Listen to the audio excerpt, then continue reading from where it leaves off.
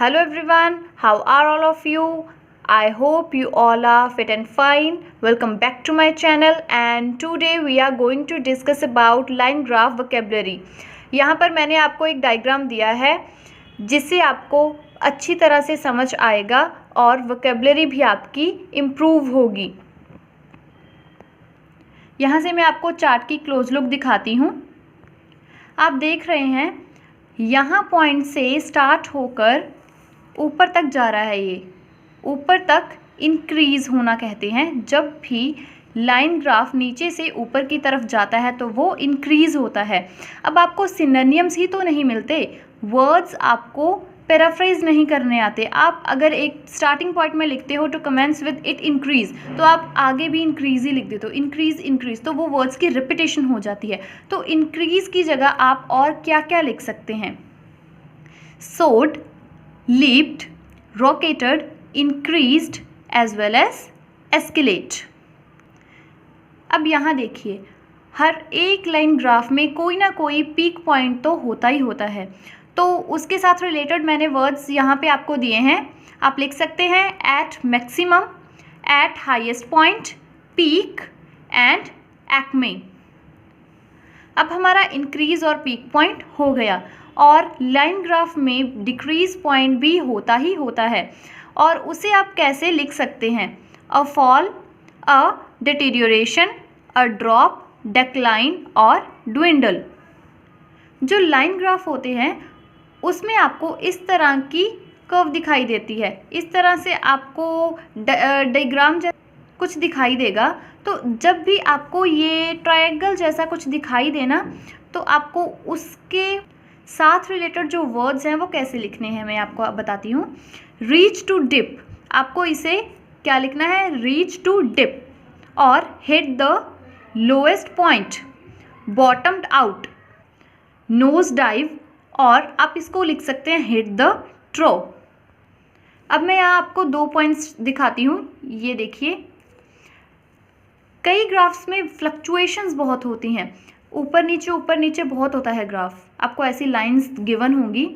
तो आप इस एरिया के लिए कौन से सिनोनिम्स और वर्ड्स यूज़ कर सकते हैं? पहले आप लिख सकते हैं zigzag path, fluctuation, vicissitudes, erratic trend और अंडुलेटेड पाथ। एक लाइन आपको बिल्कुल ही ऐसे दी होती है स्ट्रेट लाइन, उसे आप कैसे मेंशन कर सकते हैं? टू स्टे द सेम, जब कोई भी अमाउंट वगैरह यहाँ पे ऐसे इनकम वगैरह स्टे रहती है। Remain constant, stable as well as levelled off भी आप इसे लिख सकते हैं। आई होप आपको अच्छी तरह से समझ आ गया होगा ये डायग्राम। अब हमने ये तो पढ़ लिया कि इंक्रीज डिक्रीज को कैसे लिखते हैं, लेकिन उसके साथ जो आपको एडवर्ब या फिर एडजेक्टिव लगाना है वो कैसे लगाना है? I can tell you. कितने टाइप के चेंजेस होते हैं आपको पता है? 3 टाइप के चेंजेस होते हैं, रैपिड चेंज, मॉडरेट चेंज और स्लाइड चेंज।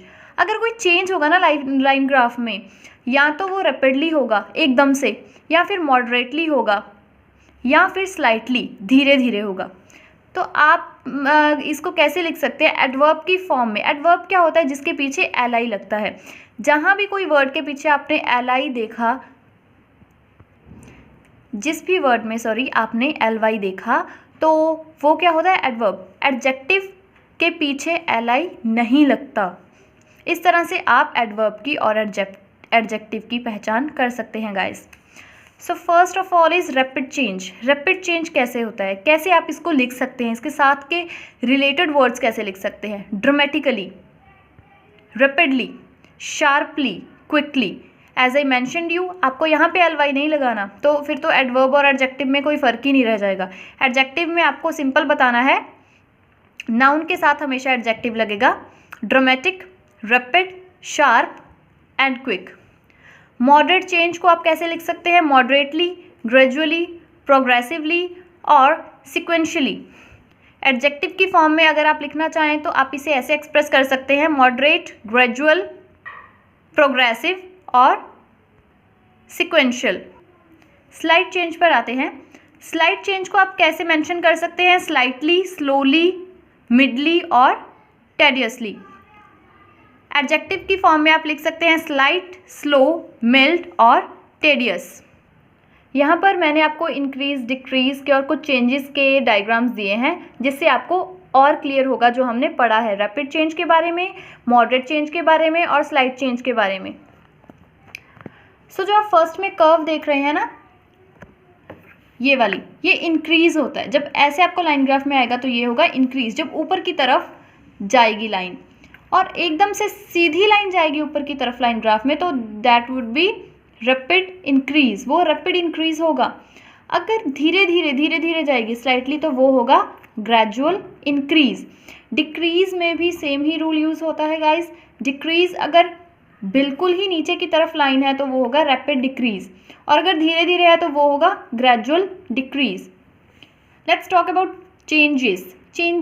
चेंजेस अगर आपको ऐसे कर्व में दिए हैं ऊपर नीचे like a fluctuation, then it will be rapid changes, ये रैपिड चेंजेस होंगे। और अगर लाइन वहीं पर स्टेबल है from the beginning to end of the point तो वो होगा स्टेडीनेस एंड स्टैंडेबिलिटी।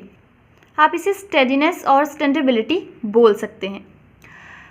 नेक्स्ट आपको मैं यहाँ पर और एक बात बताना चाहूँगी। अगर आपको लगता है कि लाइन में अप्स एंड डाउन्स आ रहे हैं, ऊपर नीचे कर्व हो रही है, तो आप क्या करेंगे? आप उसे वर्ब की फॉर्म में और नाउन की फॉर्म में मेंशन कर सकते हैं। तो आप वर्ब की फॉर्म में कैसे मेंशन करेंगे? वेव, फ्लक्चुएट, ऑस्किलेट और वैक्यूलेट। नाउन की फॉर्म में आप इस तरह से इस वर्ड्स को यूज़ कर सकते हैं, वेव्स, फ्लक्चुएशंस, ऑस्किलेशंस और वैक्यूलेशंस। तो अगर आपको लगता है रैपिड अप्स एंड डाउन है तो आप वर्ब की फॉर्म में एज वेल एज नाउन की फॉर्म में अपने ग्राफ में ग्रामेटिकल एक्यूरेसी के साथ लिख सकते हैं।